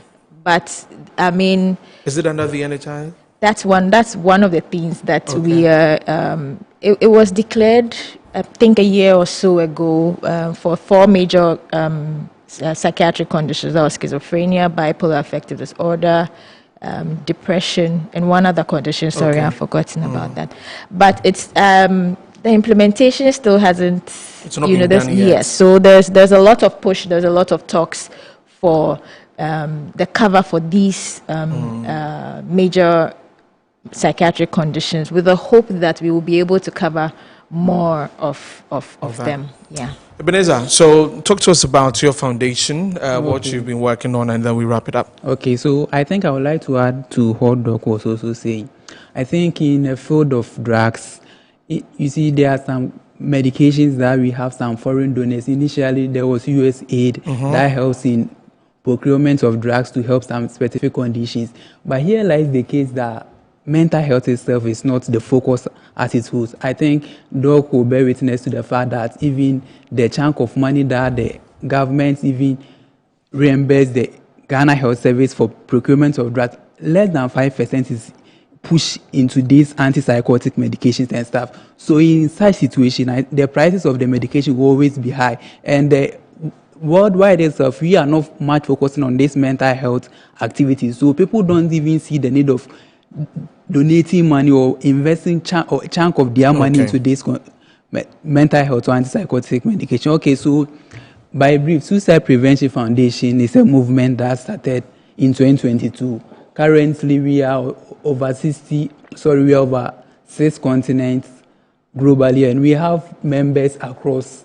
So we are registered in Ghana, US, and also Australia. So we do movements that's across. There are instances where we organize walks in the USA, UK. We do online health training sessions, and we also go to schools, hospitals, and during festive occasions, to example, during disco festival and stuff, we match up educating people and stuff. Okay, yeah. Right. So basically, that's what we do.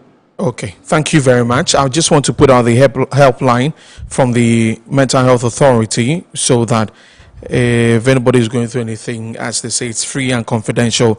0800 678 678. That's the helpline to the Mental Health Authority.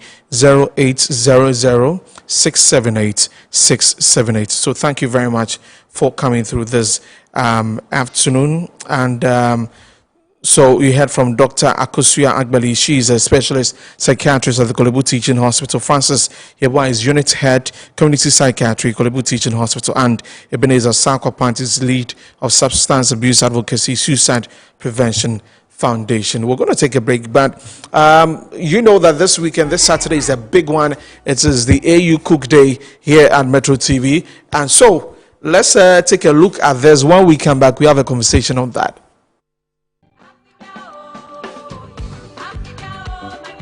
A flavor, a feeling, a moment you can't resist. Metro TV is bringing you Cook Africa AU Day on Saturday, the 23rd of May 2026. Under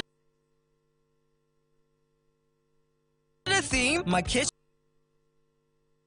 and Safe Sanitation. From every corner, every culture, join us at the Metro TV premises. Come, let's have fun, eat, and experience the taste of Africa together. This event is a Metro TV event supported by Metro TV Digital, Original TV, and Original FM. Favorite food is waakye and fish with egg. WAAKYE. FISH and EGG. Favorite food is banku with okra soup. And banku is spelled BANKU. And okra, OKRO, soup, SOUP. Fo ne abenkwa. Hey. Fo ne abenkwa na abeno ne fini bia na said. Ehon ne ehon. Ehon ne ho. Spelling fo. FU. Okay, try abenkwa. Favorite food is boiled yam with egg stew. Yam is YAM. Egg stew is EGG STEW. Okay, that's banku and okra. Exactly. Yeah. So please spell banku and okra for me. Banku, okay, BANKU. That's the banku, and the okra, OKR. Others have been using okra and okra, so I like the O. So okra, OKRO. Okay, you're welcome. Banku ne okra stew. BANKU. Brother, I'm paying the contobre fryer. Fufu so me pepper. If say me ku apem into me fufu, but I'm paying fufu. Light soup akwa bi. When you be there frafra ma o bo akọ anu ani. Oh, mo so me pepper. Me de bopa no so dia na me wie kura. Betting us me to be inspire man kobi. FU. Thank you.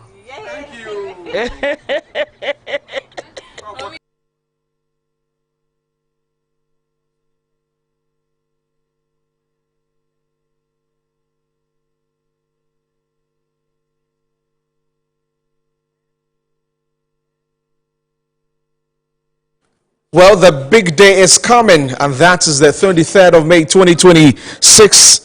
Right here at our premises at Metro TV Northridge, Accra, we're having the AU Cook Africa Day, and this is going to be the most desired, yes, the most anticipated event that you would have this weekend. Over 20 African embassies, over 20 different African dishes, and we're here hosting everybody as part of the celebration of the African Union Day, and the theme is Healthy Bites, Brighter Africa, Cooking for Wellness. Come taste the best African cuisines this Saturday at 9 a.m. prompt here at our premises at Northridge here in Accra. The event is brought to you by Metro TV and supported by Metro Digital, Original TV and Original FM. And in studio I have Marcel Mautoji joining me, and he's part of the Benin community in Ghana, and so we're going to ask him about what to expect on Saturday. Hello, Marcel. Welcome. How are you doing? I'm doing okay. Great. Marcel, we are talking about food, so I need the excitement from you. I love food.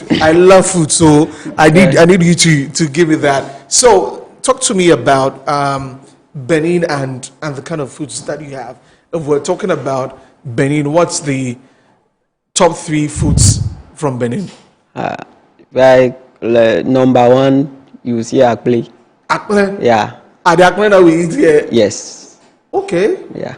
But in our akple is like away names we give. But in our local language, some people call it wo. Wo? Which is fon. Fon is our it's popular language. That's the top language. The most spoken language. Yes, like Twi if you come to Accra. The same way if you go to Cotonou is Wo. Okay, so in this case, let's stay with that. So Akple and what? And Akasa. Akasa? Yeah, I think in Ghana here they call it Kamfa. Kamfa? Kamfa, yeah. Is it Kafa or Kafa? It meant also from corn. It's also made from corn? Yes. Okay. Yeah. And then? And then Jenkume. Jenkume? Yeah. What's that also? That one is Jenkble. Oh, okay. Yeah. Jenkume is in Fon, in our local language. And also Amio, also you hear that name. It's the same thing he has mentioned. Okay. I see. With what you have mentioned only the corn-based food. Yeah. So on the other side, when it comes to meat, Ghanaians love meat a lot. We love our cow because one fufu has cow meat, goat meat, salmon, yemwadie, that's the intestine. Yeah. And then now they add egg egg to it.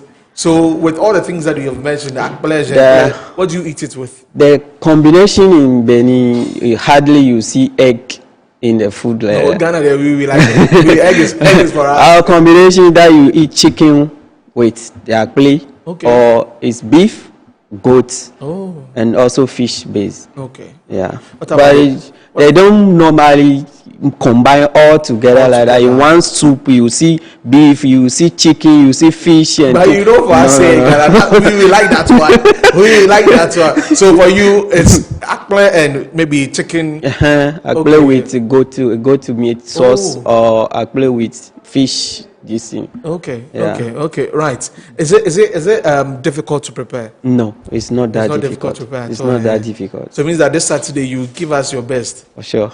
Okay, because there are a lot of countries carry and so Benin, if you are representing, you are doing it well, and the way you are saying it here, Marcel, it means that on Saturday when I come, I'm looking for you. For sure. And I'm asking Marcel, this akple, jankpala, and the what do you call the other one? The soup. What do you call the soup? It's also for 3-day chi. No, that one. If we are cooking only jenkple. Okay. A jenkple we are doing only with pepper. With pepper. Yeah. Okay. It's going with the pepper. No, that one too is not bad at all. Yeah. It says it's very nice. It's not. It's supposed to be. If it's also it's another version of akple. Okay. Akple is just water and then the corn. But this one is the sauce for the akple. Okay. Now you add the corn inside the sauce. So you add it to it. Yeah, you mix it all together already. So you don't need that extra sauce for it. Okay. You combine everything together already. In Benin, how do you guys like your sauce? Because here, I think we like a lot of spice, a lot of pepper also. Yeah, like it's the same process. The same, yeah, everything is the same process. But the thing is that when I came to Ghana, I feel like there's difference between the spices. The difference is that the aroma. Togo, Benin, I see that the aroma is very high. If they are grinding pepper over there, you can hear it. Even the ginger, garlic is over there, black pepper. Okay. Whatever they are doing, as far you can perceive smell, it. Yeah, your neighbor will definitely know what you are doing. But in Ghana here, I don't see things like that. If they are even cooking stew, even if you are next to the person, the aroma you find it. Your products are... okay. Yeah, yes, different. So you're saying that on Saturday when you come and you are cooking, we will smell everything everywhere. It depends on the ingredients there. But I'm trying so hard to bring ingredients from outside. From Benin. Yeah, wow. And how many... Do you have a number of the community members who are coming? Yes, I talked to one of our presidents who is the association is Iceberg. Okay. That's the name of the. So I informed them. Okay. I was part of them saying since 2019. Okay. And then I left there in 2022. Okay. So you're speaking to them. So since then, I have not been to the group again, but they are coming. I spoke to them and then they say, "Oh, okay, it's because of the distance. I don't go back like that." Okay, so please, the Benin community are coming fully loaded with akpon, jankpon, and all the other plans. So Saturday, make sure that you're making your way to Northridge Metro TV's premises and be part of the Cook Africa AU Day, and this is going to be very interesting. But how long have you lived in Ghana? I came here in 2016. Okay, so since then. Okay. So that should be like 10 years ago. 10 years ago. So which foods do you like from us? From Ghana, let's say banku. You like banku? Yeah, I like banku, and then I like TZ. I fell in love with TZ because I stayed in Tamale also for 1 year. Okay. Then I learned things from. I learned how to do the TZ, yo-yo, dry okra, and how to do also shit. That's why you like food. You like food. I'm a chef. I do. That's why I love trying different new things. cuisines. Yeah. Okay. Oh, chef. Chef, then you teach me how to do it on Saturday. So please make sure that on Saturday you are coming. So Tony, I'm going to speak to your your community in your language, however you want to say that, this Saturday you should come to Metro TV and be part of the AU Cook Day. Yeah, mesdames et messieurs, le samedi, je vous invite à venir à Metro TV pour me soutenir. Juste, on veut représenter le Bénin. Nous devons le représenter comme en tant que frères et sœurs. Bon, c'est un peu ça. Okay. Just something. Just right. I didn't know you were going to speak French. I would have spoken mine first. Just to let those who don't understand English, because we have some people, they just arrive, and they are still learning the English. They are in a school, so right. So bonsoir, mademoiselle. Saturday, lundi, mardi, mercredi, jeudi, samedi, 23 janvier, février. Charlie, I forgot it. Le 23 May. So May, please come this Saturday. Be part of our Cook Africa Day, and this is brought to you by Metro TV, supported by Metro Digital, Original TV, and Original FM. For sponsorship and partnership, please call 0540-281-537, 050-281-537. Cook Africa 2026. Over 20 African embassies, communities coming through, and over 20 African dishes also. Come and be part of this Cook Africa 2026. Healthy bites, brighter Africa, cooking for wellness. So see you on Saturday. My name is Desmond Okrekudanso, and thank you very much, Marcel Mautoji, for coming through. Right, so do enjoy the rest of our programs, and for more news, log on to our website, www.metrotvonline.com. Have a good afternoon. Bye-bye.